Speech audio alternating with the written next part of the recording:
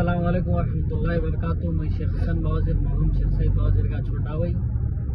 ابھی ہم لوگ بچے کے گھر پہ ان کے والد صاحب سے مل کے آئے. وہیں ہمارے دوست اعجاز بھائی اکبر علی بھائی ہم لوگ جا کے ان سے مل کے آئے. بہت ہی افسوس میں ہے ان کے کوئی بھائی باہر سے آ رہے تھے, اسی لیے دیر سے اٹھا رہے ہیں. ان کے جنازے کی نماز فجر کے بعد ہے. جو بھی صاحب جا سکتے ہیں ان کی جنازے کی نماز میں جائیے.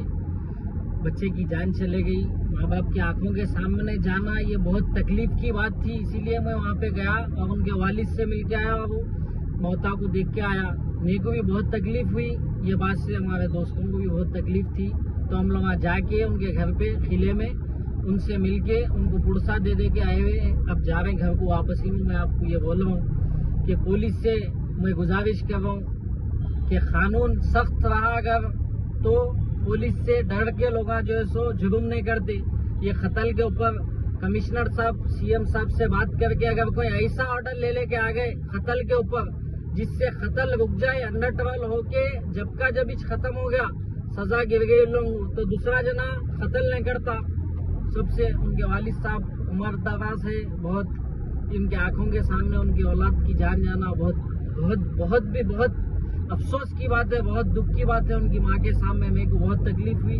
میں وہاں پہ گیا اور آپ سب کو بول رہا ہوں فجر میں اٹھا رہے تھے وہاں پہ کہیں مسجد میں نورائن مسجد میں قلعے کے اندر آپ سب شرکت کرو. اور ایک بات, جب میں گھر کو گیا وہاں پہ وہ دہلان کے اندر جو جنازہ رکھے ہوا ہے ان کے وہی بتا رہیں گے وہیں پہ وہ بچے کا خون ہوا, وہیں پہ وہ بچے کو مار دیے.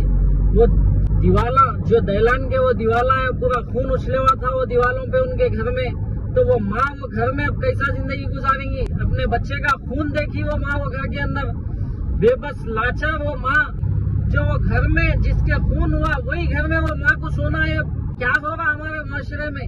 ہمارے حالات کہاں پر جا رہے ہیں؟ یہ میں گزارش کر رہا ہوں, پولیس سے خاص گزارش کر رہا ہوں. اس کی آنکھوں کے سامنے وہ گھر بے بس ہو گیا, لاچار وہ گھر لاچار ہو گیا.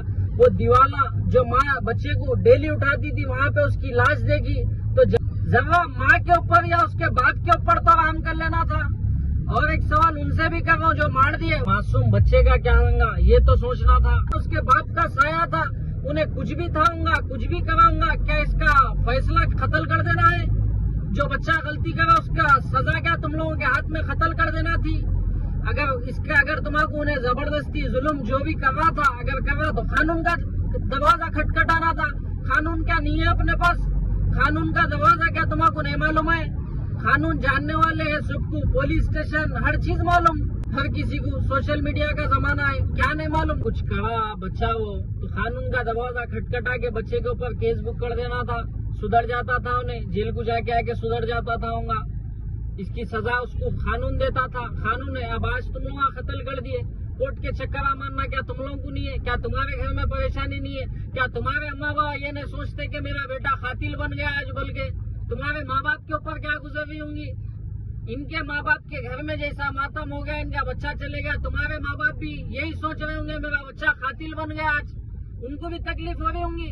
ان کے ماں باپ کو جو بچے قتل کرے ان کے ماں باپ کو بھی تکلیف ہوتی. کوئی ماں یہ نہیں چاہتی کہ اپنا بچہ قتل کر دے. تو یہ شہر کے نوجوان بچوں کو بول رہا ہوں, یہ نشے کی عادت چھوڑ دو. سب سے پہلے چھوڑ کے کوئی بزنس کرو, کاروبار کرو. قتل کو چھوڑ کے پولیس اسٹیشن میں کمپلین کرو, آج نہیں کل سدھر جاتے.